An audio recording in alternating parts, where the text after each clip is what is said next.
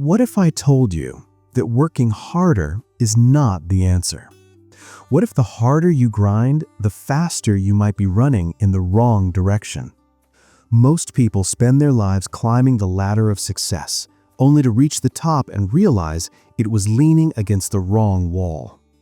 That is a terrifying thought, but it happens every single day. We chase quick fixes. We look for life hacks. We want the shortcut to wealth, better relationships, and happiness. But deep down, we know shortcuts don't last. If you want real change, change that sticks, you have to stop hacking the leaves and start striking at the root. This is the core message of the 7 Habits of Highly Effective People. It's not about tricks. It's not about personality techniques or how to fake a smile to win friends. It is about character. You see, for the last 50 years, self-help has been obsessed with the personality ethic. This is the idea that if you just act a certain way, dress right, or learn the right negotiation tactics, you can get what you want. It's a band-aid. It treats the symptom, not the disease. True effectiveness comes from the character ethic. It comes from who you are, not just what you do. It works from the inside out. You have to change yourself before you can change your reality. Let me tell you about a guy named Mark. Mark is a typical high achiever living in Chicago. On paper, Mark is crushing it. He's the VP of sales at a major tech firm. He wakes up at 5 a.m. He listens to motivational podcasts on his commute. He pushes his team hard and hits his quarterly targets. But if you look closer, Mark is drowning. When he gets home, his house is silent. His teenage son, Jason, won't look him in the eye. They only talk when Mark is lecturing him about grades. His marriage? It's cold. He and Sarah don't fight, but they don't really talk either. They just exist in the same house. Mark feels this gap, so he tries to fix it with the personality ethic. He reads a blog about parenting and tries a sandwich technique on criticism on Jason. It backfires. Jason feels manipulated. Mark buys Sarah expensive jewelry to show he cares. She says thank you, but her eyes are sad. She doesn't want diamonds, she wants him. Mark is frustrated. He yells, "I'm doing everything right. Why isn't this working?" He is busy cutting through the jungle, hacking away the undergrowth with a machete, sweating and working harder than anyone else, but he doesn't realize he's in the wrong jungle. Mark needs a paradigm shift. He needs a new map. He doesn't need to do more, he needs to be different. He needs the 7 habits. Habit 1. Be proactive. The first step for Mark, and for you, is to realize that you are in the driver's seat. Habit 1 is be proactive. This doesn't just mean taking initiative, it means accepting that you are responsible for your own life. Look at the word, responsibility. The ability to choose your response. Animals act on instinct. If a dog hears a loud noise, it barks. It creates a stimulus and an immediate response. But humans, we have a gift. Between the stimulus and the response, we have a space. And in that space, we have the freedom to choose. Reactive people, like Mark used to be, blame the weather. They blame the economy. They blame their rebellious kids. If the weather is bad, their mood is bad. If people treat them poorly, they get defensive. They're driven by feelings. Proactive people carry their own weather. It doesn't matter if it's raining or shining outside, they're driven by values. Think about Viktor Frankl. He was a psychiatrist imprisoned in a Nazi death camp. He lost everything. He was tortured. But he realized that the guards could control his environment. They could control his body, but they could not control his mind. He chose to keep his spirit unbroken. He was proactive in the most hellish conditions imaginable. If he can do it there, you can do it in traffic. You can do it when your boss is yelling. You stop saying, "I have to," and start saying, "I choose to." You focus on your circle of influence, the things you can actually change, rather than wasting energy on the circle of concern, the things you can't control. Habit 2. Begin with the end in mind. Once you realize you are the programmer, you need to write the program. Habit 2 is begin with the end in mind. I want you to try a serious mental exercise. Clear your mind. Imagine you are going to a funeral. You walk into the chapel, you see the flowers, you feel the sadness.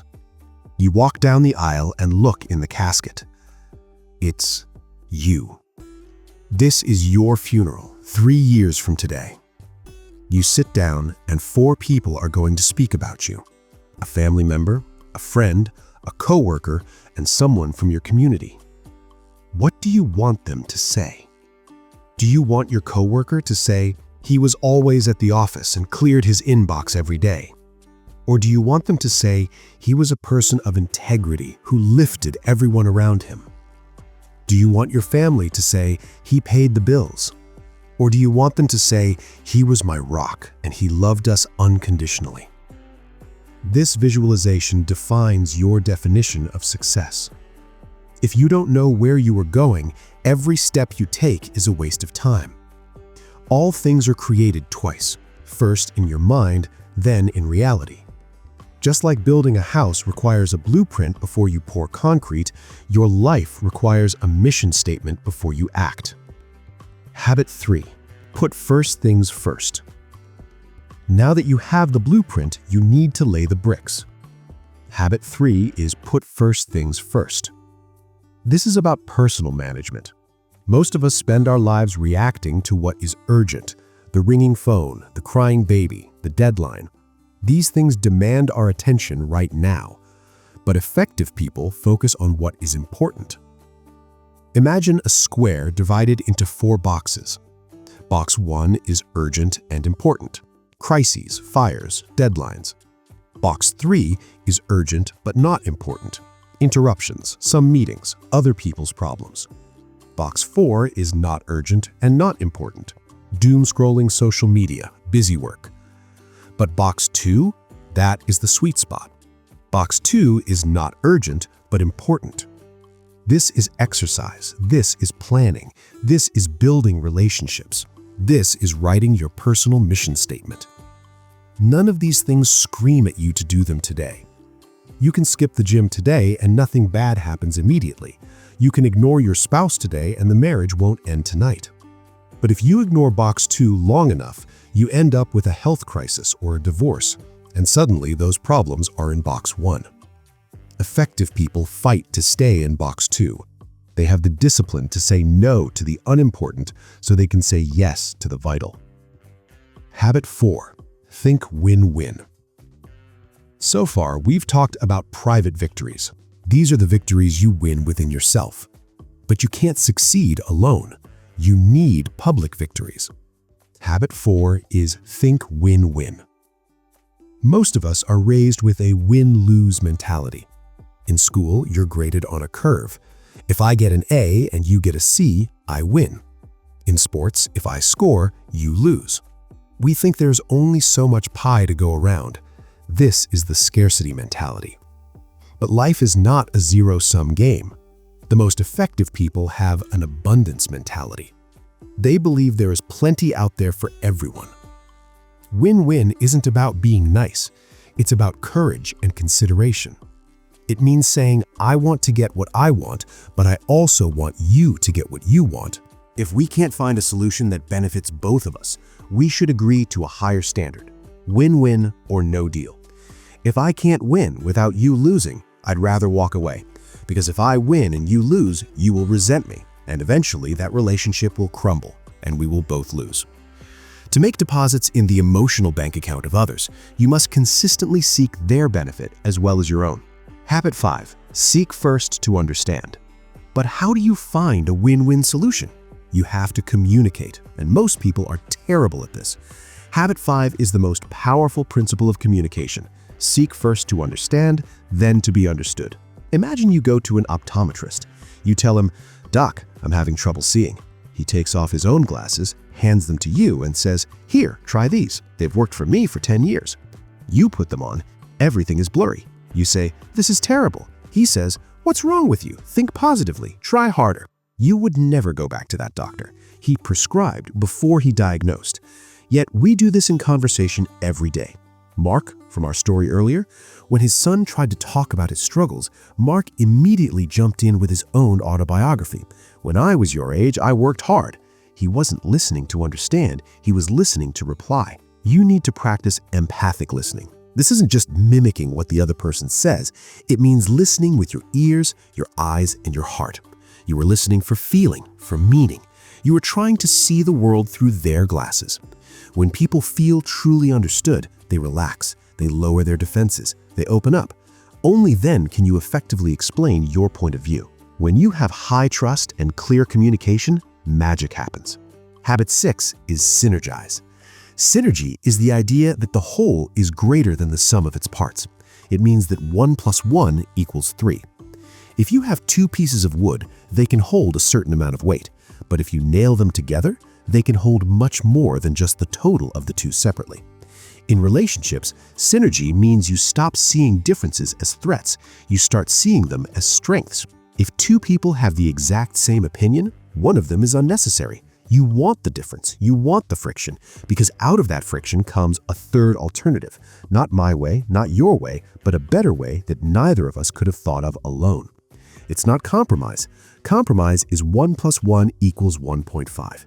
Everyone gives up something. Synergy is creative cooperation. It's creating something entirely new. Habit 7, sharpen the saw. Finally, none of this works if you burn out. Habit 7 is sharpen the saw. Imagine a man in the woods sawing down a tree. He's been at it for 5 hours. He's exhausted. The saw is dull. You ask him, "Why don't you stop and sharpen the saw?" He snaps back, "I can't. I'm too busy sawing." That sounds ridiculous, but that is how we live. We are too busy driving to stop and get gas. Habit 7 is about renewal. It is preserving and enhancing your greatest asset, you. It means balancing 4 dimensions of your life: physical, eating right, exercising, resting; spiritual, meditating, praying, connecting with your nature or your value system; mental, reading, writing, learning new skills; social and emotional, building relationships, serving others. If you don't take time to sharpen the saw, you will become dull. You will lose your edge. But if you spend 1 hour a day renewing yourself, that's a daily private victory. It will impact every other hour of your day. So, let's go back to Mark. Mark stopped hacking at the leaves. He started working on his roots. He realized he was reactive, so he paused before yelling at his son. He wrote a personal mission statement that valued his family above his job. He stopped prioritizing the urgent emails and started prioritizing family dinners. First things first. He stopped trying to win arguments with his wife and started seeking mutual benefit. Win-win. He stopped lecturing and started listening until his son felt understood. And he started taking care of his own health, so he had the energy to give to others. It didn't happen overnight. It was a process. It was a spiral of growth. But eventually, the silence at his home was replaced with laughter. Success isn't something you chase. It's something you attract by the person you become. So, if you want to start your own journey of inside-out change, don't just watch this video and move on. Pick one habit, just one, and practice it for the next 24 hours. If you found value in this, hit that like button and subscribe for more deep dives into the books that shape our lives. See you in the next one. Hi! If you liked our video, please click the like button. If you want to ask us something, type it in the comment box. If you want to stay updated with our latest upcoming videos, please subscribe to my channel.